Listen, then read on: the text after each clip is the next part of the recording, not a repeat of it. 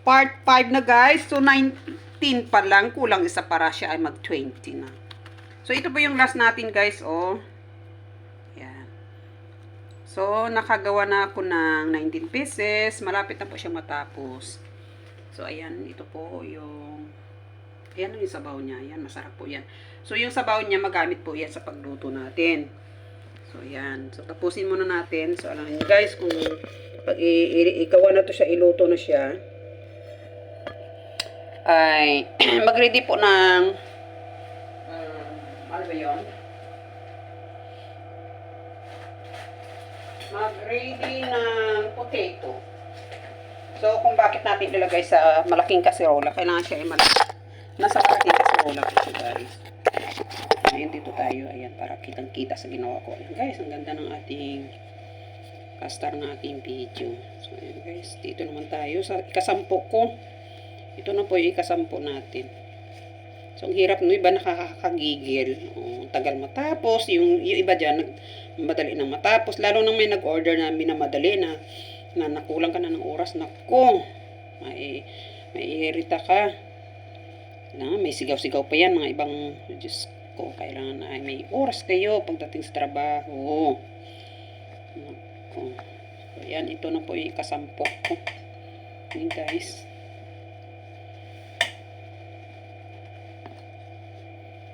Yan, di ba?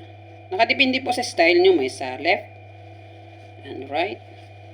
Para hindi po siya lalabas yung bitukan niya.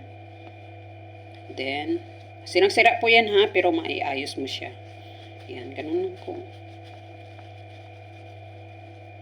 Yung kadag ko nito, hindi niya magawa yan. Pag sira na, itakilid niyo na yan. 2, 4, 6, 8, 10. 2, 4, 6, 8, 10. So, naka 20 pesos na po ako. Oy! Naku, shout out po sa lahat. Naka 20 pesos na po ako. Ayan. O, diba guys? So, ayan.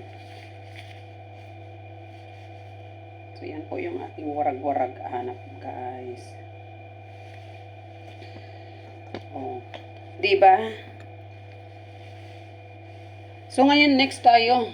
Basta ang sabi ko, mamaya mag-ready naman ako. Ipakita ko sa inyo kung ano po ang ating sa part 5 natin dito ay medyo hindi pa siya tapos kasi marami talaga siya. So, standing position po ako. Hindi po ako nakaupo ha sa paggawa nito. Yung iba kasi inuupuan talaga nito. Dahil kailangan ikaw ay may oras ka guys. May oras ka. Bigyan ng oras to na upuan mo talaga. Kasi itong trabaho ay makakasakit po sa mata. At maya ikaw ay nagutom. Kung ano naman po kailangan ikaw ay pag gumawa nitong dahon ng grapes ay kailangan ikaw ay may oras. Di ba? So, bigyan mo siya ng may oras ka.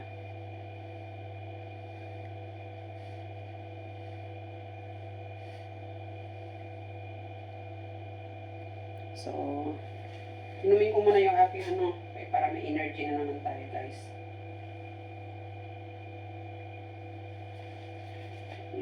Yung binigay ni Mads, yun na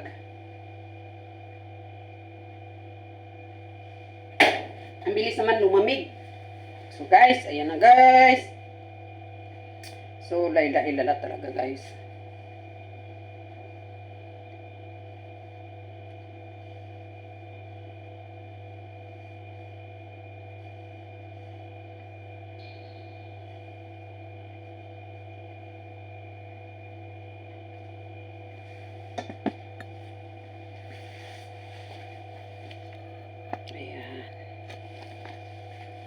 So, yung ating live video guys na record guys, iurong-urong muna natin. Dito tayo mag-focus sa ating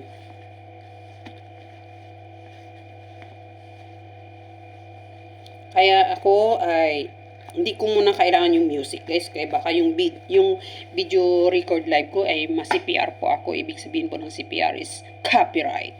Ang meaning po yan. Kaya ito po ay bibideo ka po is original. Yung personal talaga. Yung tawag na personal vlog ay without music background. Yung mga iba dyan ay editing po yan. I-edit po sila. Paano po tanggalin yung CPR? O, ganun. Maganyan po ay marunong po ako niyan. Paano po tanggalin yung CPR? Ayaw ko kasi merong music na. Nagla-live ako kasi baka masipiarang. Bigyan mo na rin siya ng time na ay linisin mo sa setting mo. Ganun. Kaya ayaw ko maglinis-linis kasi naubos yung mga time ko. May assignment pa. May POP pa. May kuskus pa marami. Ayan. Oh, nakakalukan, no? Pakpak ng ano to, oh. Ayun na. Pag ikaw na inis nito, talagang ayaw mo nang gamitin to. Pero ay, oh, di ba? Nakakaloka, oh. Kailangan datag-datagin mo talaga siya, guys. Oh, ganyan, guys, oh. Ayan. Para iwas sa ano, sa labas yung mga bituka niya. Kung may mga sira-sira dito, kumuha ka lang ng konti. Ayan, tapos dagdagan mo lang siya.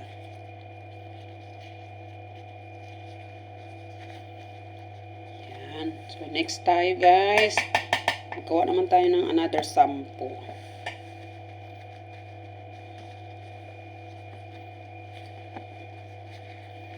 Sigurado, ang dami kong baon sa kwarto ko nito. Naku. Tsaka, ano to, lagi itong i-snack ng aking alaga. Isang lamon niya lang to. Yan. Isa na rin din yung matanda din. Yung inahan ng aking Reyna. Yan, hindi rin yan mapalugi sa luto. Paparinig pa sa mga kaparyanan. Ay, masarap daw luto ni ano, ni Pana. Sabi ko, ay, oo, masarap nga eh. Sabi ko rin. Kasi yung luto ko hindi masarap. Ay, oo, masarap nga. Talagang masarap ngayong araw. Ano din yun, ang gitira talagang tanda na yun. So, ngayon, yung tanda kasi, nanay ng aking inahan, parang may time na magkapareha sila attitude, lumalabas din minsan ang attitude ng aking Reyna. Kaya pag mainis ako, sinasabihan ko rin din yan siya. Ikaw, yung attitude mo, para ka na rin inahan mo. Sabi ko. Yung soul ng inahan mo, nakikinig ka naman para tayo'y magboxing. So, anong mapapala mo? Kung tayo dalawa yung magboxing, iiwanan ka ng katulong mo, anong gagawin mo? Sino ba natatrabaho sa bahay mo? Hindi siya. Siya taga-sulsul lang. O, ganun. Nasa sayo na yung maniwala ka, nanay mo yun eh, sabi ko. Pero kung yung turo yan mali, ikaw nasa sayo na yan. Kung makinig ka o hindi alam mong mali na eh. O, diba? Yan guys. So, gawa naman tayo ng 10.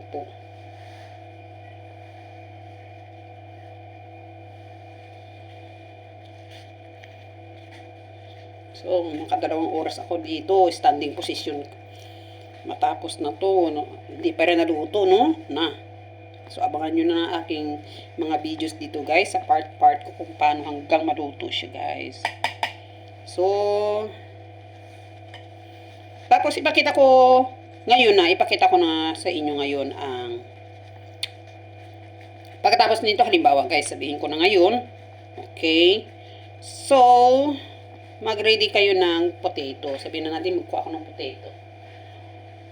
Kuha tayo ng potato. So, ito ay potato. Ito natin yung potato. Kailangan malaki-laki siya, mga long. Ayan. Masarap din ito pag may potato na. So, mga 5 piraso ng potato. Ayan. Ito po siyang potato. Yan, i-remove mo yung skin niya. Mamaya na kasi mag-itim kasi yan siya. Then, yung sinasabi ko sa inyo na ilalagay ko sa ilalim ng casserole. Okay. Ito po. Ayan. Ito po guys. Ayan. Ito po yung ating potato. Pag matapos ko na po, roll yung down ng grapes. Ayan. So, ayan. So, i-remove po natin yung skin niya. Pero wag muna. Bago ko siya i-remove, kailangan naka-ready yung bowl na may tubig para hindi po iitim ang inyong potato. Tapos next, ay ito po yung ilalagay natin sa ilalim ng kaserola. Sample ito po si kaserola. Tapos, si kaserola ito, okay. So, ilagay muna sa ilalim. Ayan, pinakailalim. Kung gusto mo siya, pag ganito siya, para hindi iabot po ang, kasi ilalagay ko pa yung dahon. Ayan. Kung gusto mo siyang ganyan, pwede rin. Ayan. Pero maabot po ang kanyang, halimbawa, like na, nag-ano siya, medyo nasunog, nag-black. So, para at least ay maging okay, hindi ka na nagmamadali sa oras mo, ganun mo yung position niya. Ito, yung may half inch siya na size. Ayan. Ganito po yan siya. Ayan, sa loob ng kaserola. Pagkatapos, ilalagay mo na yung mga sobrang remaining ng mga daon ng grapes. Dito lahat. Latag mo na yung lahat dito. Okay. Then, yun na siya. Nasa kaserola na. Halimbawa, kukuha ko ng kaserola. Ganito ha. Sa ating part ngayon, sa 5. Like ganito, kaserola po ito siya. Ayan, ito na po si kaserola. Ayan, dito natin ilagay. So, kailangan ay, yung kaserola ko, hindi po ganito, sample lang po ito. Kailangan malaki po siya na kaserola. Tapos, nailagay na dito. Ayan. Pag nailagay na dito, siyempre, may space po yun sa ilalim. So, ito po maganda kasi iwas po sa sunog sa ilalim niya. So, ganun. Tapos, okay na lahat itong warag-anak. Ilagay mo na itong mga dahon na sobra kung may sobra siya, or maglagay ka lang pang ready. Bawa, ganun, ilagay mo dito. Tapos yung na-slice natin na potato naman, guys, ayan. Pag na-slice natin yung potato, ayan, ay mag-slice po tayo ng round. Ayan, tama-tama lang siya. Ayan, mga half inch po. Na, pag na-slice na po siya lahat to ng 5 piraso, bawa 3 piraso na slice, dito mo siya ilagay sa gilid lahat. Tapos, yung iba dito sa ilalim. Lahat sa ilalim. Ayan, potato. So, nalagay mo na siya lahat. Yung 3 sobra, o yung 2 doon, na na-slice, okay. Keep lang yan. Pang-topping po yun siya. Tapos, yung nagawa na natin na narolyo natin ang ating warag-anak. Okay. So, i-pile po natin siya in between muna first. Ayan, lahat. Linya mo siya ng ganun. Tapos, next, dito. Tapos, next, dito naman. Left and right. Yung sobra naman na mayroong space po sa left and right. So, ikaw na po magdagdag din ng pile. Ayan. So, yung space niya na hindi na magkasya sa size po ng ating warag-anak. So, ang ilagay mo dito yung potato. Ayan, potato dito sa gilid-gilid. Tapos, hanggang lahat-lahat nito na maubos lahat yung pagpile ng iyong na-roll na dahon ng grapes o warag-anak. Ubusin mo yung lahat dito na pile. Kailangan pantay siya. Yan. So, okay na yan siya. So, nung nalagay na siya lahat, punong-puno na yun siya. Okay. Ay, yung na-slice na sobra dito, nakalagay na dito, yung 2 na potato. So, nag-slice ka ulit, katulad ng na-slice mo dito, nilagay mo dito sa gilid at saka sa baba. Yun po ang topping natin sa taas. Ilagay naman yung potato.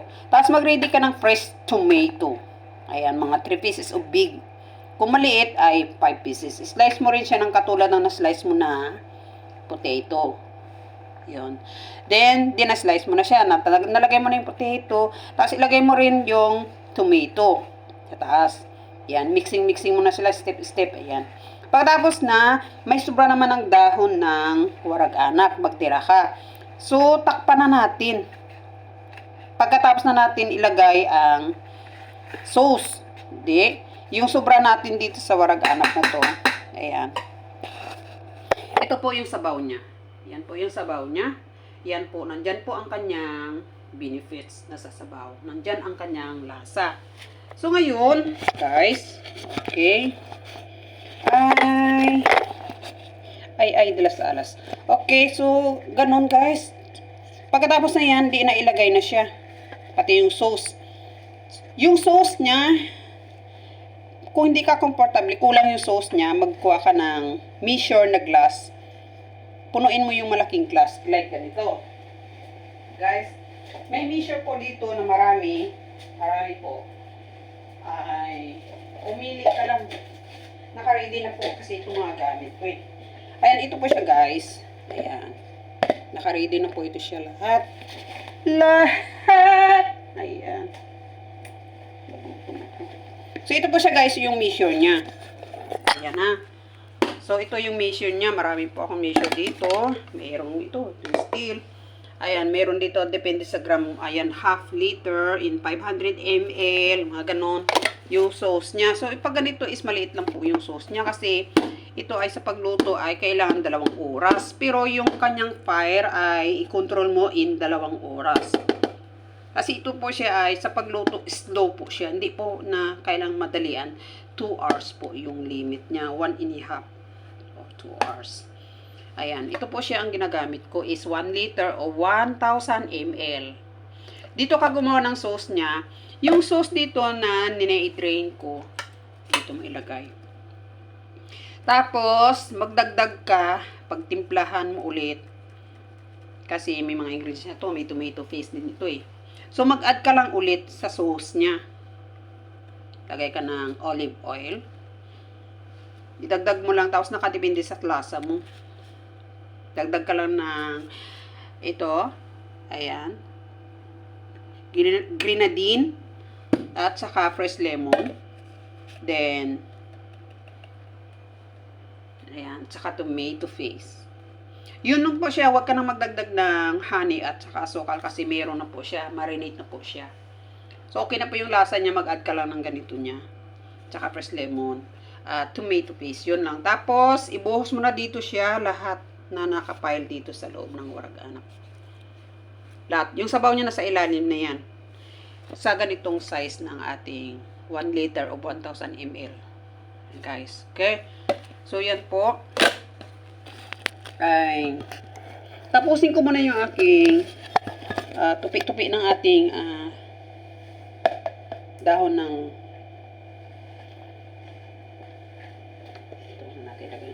dahon ng grapes. Ayan, sample ko lang po yan guys ha. Ayan siya, ganun po yan siya guys ha.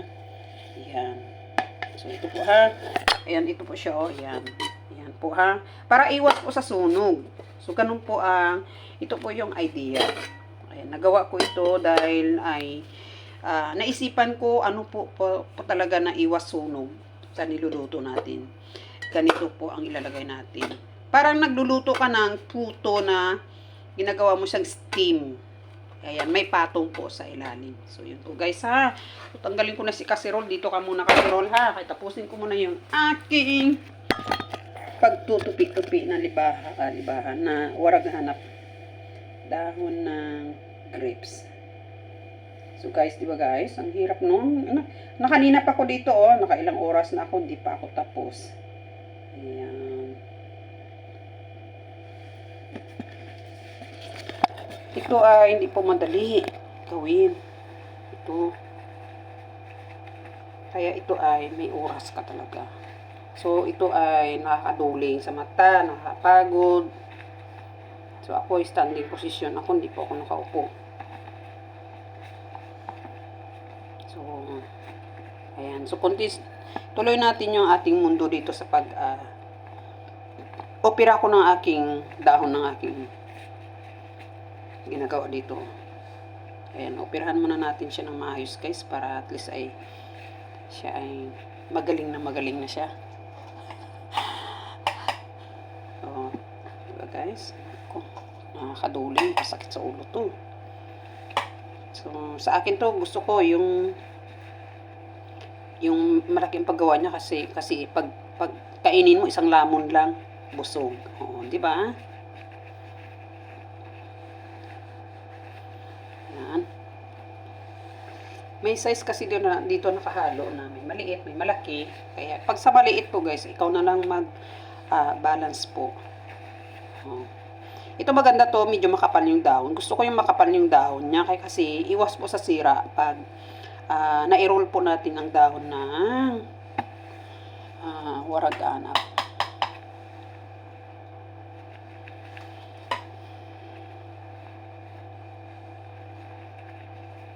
Diba? Hindi po siya nasasaktan. Ayan, by Ginny Linyabo guys. Yan. Para hindi po siya nahihirapan. Ayan. Labis na nasaktan, sobrang nahihirapan. Oh, oh. Aking hinihiling, muli ay tanggapin. Wala na ba akong pag-asa pa? Maging sa pagtibok ng puso.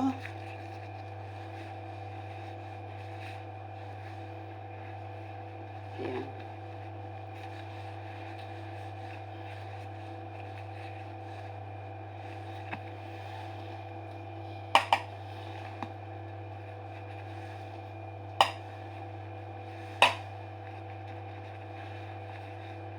Yung kaibigan ko doon sa kabila, alam ko pag siya magluto, ayan,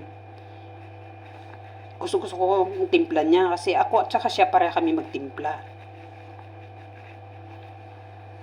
Pero pag ibang lahi na, kasi yung mga nanay nila, binubuhusan daw ng lemon. Kaya iba ang lasa niya, hindi ko type. Parang naliligo na sa olive oil. So, ito po yung olive oil, para gusto niyo naman makita yung olive oil ko pala, guys. So, yung olive oil ko, yung takip nyo, gawa ni Rayna, yan, oh. Kita mo, yung takip niya sa ilalim, ayan, oh. Yan, ganyan niya siya pag ayan, guys, oh. Ito yung olive oil, yung cover niya ay, ayan, nahulog na sa loob kasi gawa to ni Rayna. So, ito po yung olive oil natin, guys. Ayun, virgin olive, ayan, oil. Ito po, ha. Pag maluto na natin to, ito po ang ilalagay natin, guys, sa loob ng casserole. I-mix po natin yan sa sauce. Ay, naku, ang sarap-sarap nito. Maglaway-laway kayo. Pag nakatikim po kayo nito, masarap po talaga siya.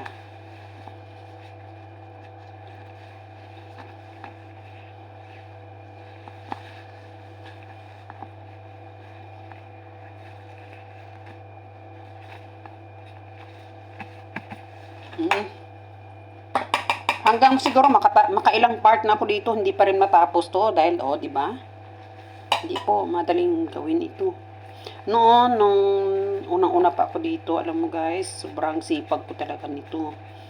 Pinagpuyatan ko to, binibigyan ko ng oras, tag alas 2 na ako matulog kasi gusto kong lutuin to kasi gusto ko rin kumain. 2, 4, 6, 8. Isa na lang para makapag 3-10 na rin din ako. Yun na, laging sinasabi ng bunso kong alaga na juicy 100% is the best ang lasa. Sarap. Ay, nako. Umatak ang jealous ng aking Rayna. Punyete. Tapos yung pag inahan niya na magluto, bakit hindi daw kumakain alaga ko? Kaya nasita siya ng inahan niya. Kainin mo naman yung luto ko. Hindi yung puro lang daw sa akin. Hindi daw masarap yung luto ko. Doon na ako na-discourage. Kaya, huri ko na rin na hindi rin ako magluto nito. O, diba? So, ngayon, naghintay ako ng panahon na hindi nasasaktan. Ngayon, hindi po ako nasasaktan. Ayan, by Jinilin Yabo. So, ngayon, naka 30 pieces po ako, guys. Ayan, big love shoutout po sa inyong lahat dyan. Naka 30 pieces po ako ngayon ng warag anap. So, warag anap is not easy to do. So, look, how many pieces that?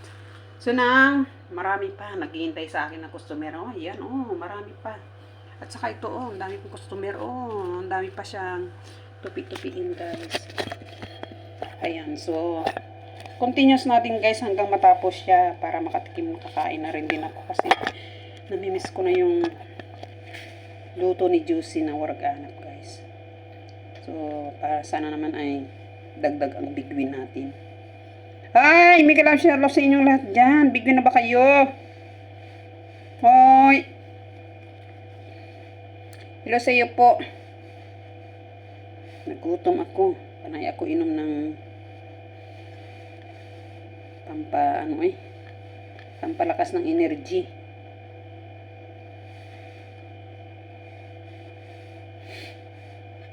Teka, mag-inom ako ng pampalakas ng energy. Ayun na. start na naman tayo sa pangalawang energy dito. Ay, kung init naman to. Ayun guys, dito naman tayo sa part natin guys, 6.